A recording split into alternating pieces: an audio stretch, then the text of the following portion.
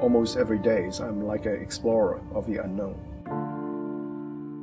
I was born in Hong Kong in 1963. I've always been very interested in science ever since I was a boy. Spare time after lectures, I would actually spend time in the laboratory.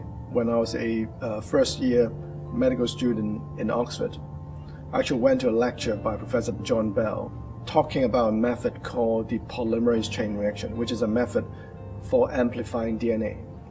And Professor Bell said in the lecture that this technique is going to change the world.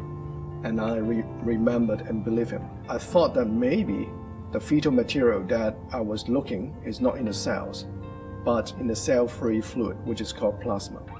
So this has led to the discovery of cell-free fetal DNA in maternal plasma. We have demonstrated scientifically that this method works. And so we've actually shown in preliminary experiments that we can actually sequence the cancer genome from the patient's plasma. It would potentially allow us to detect all types of cancer very early just by using a drop of the patient's blood. This technique might help us to reduce mortality from cancer. So we are now entering into a very exciting new era of medical genomics. I've never thought myself as being famous. I'm just a scientist and a doctor who is quietly wanting to do some research and try to improve healthcare for our patients.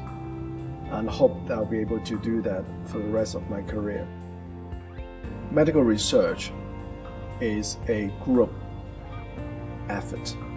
So in this regard, I'd like to thank my research team who has worked very closely with me for the last 17 years, and all my collaborators who has made the research possible. I also like to thank all the pregnant women who has actually so graciously donated their samples to us so that we can find out what we need to know about the fetal genome.